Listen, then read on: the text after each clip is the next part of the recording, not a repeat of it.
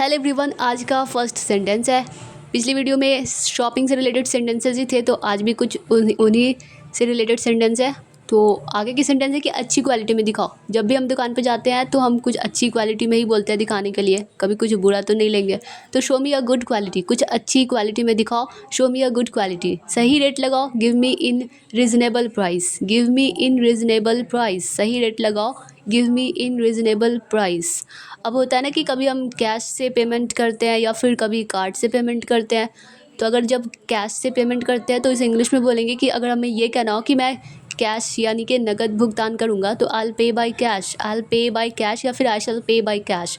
क्या मैं कार्ड के ज़रिए पैसे दे सकता हूँ? इसे इंग्लिश में कैन आई पे बाय कार्ड, क्या मैं कार्ड के ज़रिए पैसे दे सकता हूँ?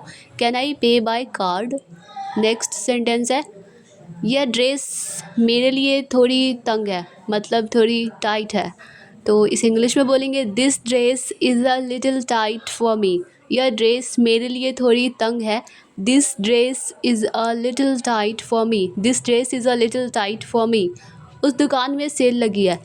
कभी कभी ऐसा होता है ना कि कभी किसी प्रोडक्ट में कुछ कमियां आ जाती है, तो उस वजह से सेल लगा दिया जाता है। तो there is a sale in that shop, उस दुकान में सेल लगी है। There is a sale in that shop, there is a sale in that shop. Trial room किधर है या फिर ट्रायल रूम कहाँ है? तो इसे इंग्लिश में बोलेंगे where is the trial room. और ट्रायल रूम की स्पेलिंग आप लोग ध्यान में रखना, where is the trial room. Trial room कहाँ है? Where is the trial room. ये कीमत सही है, कीमत को इंग्लिश में बोलते हैं प्राइस। ये कीमत सही है, this price is right, this price is right. Next sentence है, मैं इसे वापस करना चाहता हूँ, मतलब मैं इसे रिटर्न करना चाहता हूँ। तो इसे इंग्लिश में बोलेंगे I want to return this या फिर I want to return it. मैं इसे वापस करना चाहती हूँ। I want to return this, I want to return this. क्या इसके साथ कोई ऑफ़र है? तो is there any offer with it, क्या इसके साथ कोई ऑफ़र है? Is there any offer with it, is there any offer with it. यह बहुत महंगा है या फिर यह सचमुच महंगा है। इस इंग्लिश में दैट्स रियली एक्सपेंसिव, यह बहुत महंगा है या फिर यह सचमुच महंगा है। That's really expensive, that's really expensive. मुझे ये वाला पसंद है। कभी तो कोई होता है ना कि मतलब हमें कभी कहना होता है कि हम मुझे ये वाला पसंद है, तब हम कहेंगे आई लाइक दिस वन। अगर ये कहना हो कि मुझे वो वाला पसंद है तो आई लाइक दैट वन, मुझे वो वाला पसंद है, आई लाइक दैट वन। मैं आपके घर आया था, I came to your house या फिर होम। मैं आपके घर आया था, I came to your house या फिर I came to your home. मैं आपके घर आया था, I came to your home. मैं अमन से गांधी चौराहे पर मिला था, I met Aman at Gandhi circle. Gandhi चौराहा तो Gandhi circle, I met Aman at Gandhi circle. अब कुछ सेंटेंसेस है जो मतलब शॉपिंग से रिलेटेड नहीं है। मैं तुम्हारे बारे में कुछ नहीं बताया, I didn't tell anything about you. मैं तुम्हारे बारे में कुछ नहीं बताया, I didn't tell anything about you, I didn't tell anything about you. तुम्हें यह वीडियो देखनी चाहिए। इसे इंग्लिश में बोलेंगे you should watch this video. तुम्हें यह वीडियो देखनी चाहिए, you should watch this video, you should watch this video. मुझे उसका इंतज़ार करना चाहिए, तो I should wait for him. मुझे उसका इंतज़ार करना चाहिए, I should wait for him. अगर ये कहना हो कि मुझे जाना चाहिए तो आई शुड गो, मुझे जाना चाहिए, I should go, I should leave. क्या मुझे उसका इंतज़ार नहीं करना चाहिए? जब ये कहना हो तो बस शुडंट पहले कर देंगे और बोलेंगे shouldn't I wait for him. क्या मुझे उसका इंतज़ार नहीं करना चाहिए? Shouldn't I wait for him, shouldn't I wait for him. आपको सुबह जल्दी उठना चाहिए, you should get up early in the morning. आपको सुबह जल्दी उठना चाहिए, you should get up early in the morning. Get up word का यूज़ तब करते हैं जब हम बेड से उतर जाते हैं, और वेकअप का यूज़ तब करते हैं जब हम बेड पर ही जगे होते हैं।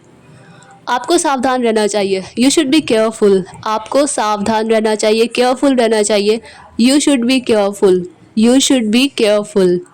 उसे तुम्हारी ज़रूरत है, उसे तुम्हारी ज़रूरत है। अगर कोई लड़का है तब हम बोलेंगे ही नीड्स यू, उसे तुम्हारी ज़रूरत है, ही नीड्स यू।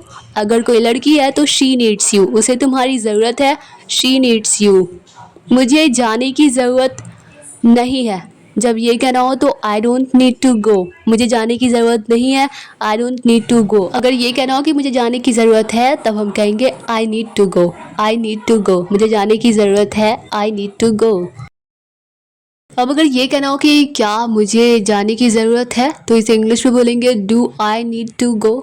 क्या मुझे जाने की ज़रूरत है, do I need to go. या फिर अगर ये कहना हो कि क्या मुझे वहाँ जाने की ज़रूरत है, do I need to go there, do I need to go there.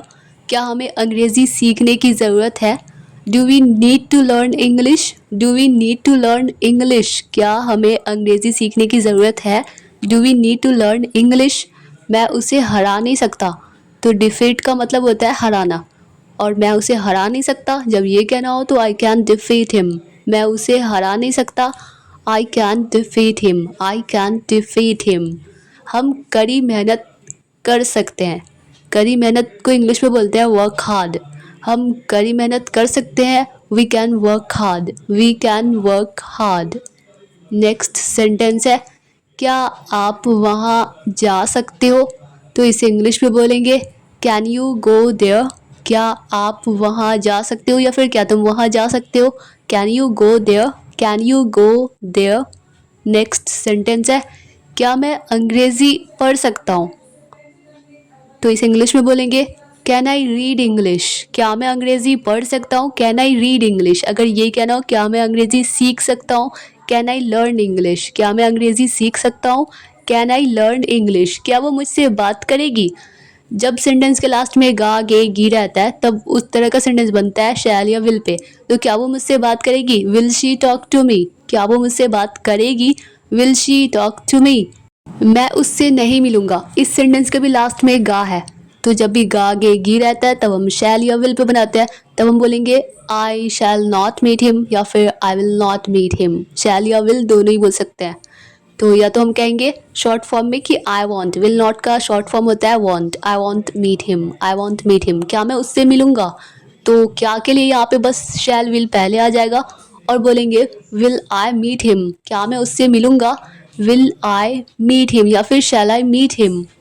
वो मुझे नहीं समझेगा, तो he will not understand me या फिर he won't understand me. Short form में बोलेंगे he won't understand me. Next sentence है, क्या वो मुझे नहीं समझेगा। क्या वो मुझे नहीं समझेगा, तो वॉन्ट ही अंडरस्टैंड मी। क्या वो मुझे नहीं समझेगा, या तो हम कह सकते हैं कि will he not understand me या फिर शॉर्ट फॉर्म में बोलेंगे वॉन्ट ही अंडरस्टैंड मी। क्या वो मुझे नहीं समझेगा, वॉन्ट ही अंडरस्टैंड मी। क्या हम अंग्रेज़ी सीखेंगे, विल वी लर्न इंग्लिश। हम या हम लोग को इंग्लिश में वी बोलते हैं, तो विल वी लर्न इंग्लिश या फिर शैल वी लर्न इंग्लिश। क्या हम अंग्रेज़ी सीखेंगे, इंग्लिश सीखेंगे, तो विल वी लर्न इंग्लिश या फिर शैल वी लर्न इंग्लिश। अक्सर हमें ये कहना होता है कि नाखून कटर का इस्तेमाल ज़्यादातर हम लोग वेडनेसडे, कभी किसी स्कूल में चलता है तो वेडनेसडे को या फिर फ्राइडे को हम अक्सर नाखून कटर का यूज़ करते हैं। तो हमें पूछना होता है कि नाखून कटर किधर है, कहाँ है, तो where is the nail cutter, where is the nail cutter. मेरा मोबाइल नहीं मिल रहा, I can't find my mobile. मेरा मोबाइल नहीं मिल रहा, I can't find my mobile. इसी तरह से अगर ये कहना हो कि मेरा चार्जर नहीं मिल रहा, तो आई can't find my charger, I can't find my charger. अपनी आंखें खराब मत करो, मतलब डैमेज मत करो, डोंट डैमेज योर आईज। अपनी आंखें खराब मत करो, डोंट डैमेज योर आईज। मुझे ये सीरियल देखना बहुत पसंद है। बहुत पसंद किसी चीज़ को पसंद करते हैं ज़्यादा तो हम लव वर्ड का यूज़ करते हैं। I love to watch this serial. मुझे यह सीरियल देखना पसंद है। I love to watch this serial, I love to watch this serial. मुझे एक तकिया चाहिए, तकिया को इंग्लिश में बोलते हैं पिलो। मुझे एक तकिया चाहिए या फिर मुझे एक तकिए की ज़रूरत है, I need a pillow, I need a pillow. मुझे एक तकिया चाहिए, आई नीड अ पिलो। अब अगर ये कहना हो कि मैं तकिए के बिना नहीं सो सकता, तो I can't sleep without a pillow. मैं तकिए के बिना नहीं सो सकता, I can't sleep without a pillow. Next sentence है, बिना चादर के मुझे नींद नहीं आती। तो बिना चादर के मुझे नींद नहीं आती, तो शीट का मतलब होता है चादर। I can't sleep without a sheet. बिना चादर के मुझे नींद नहीं आती, I can't sleep without a sheet, I can't sleep without a sheet.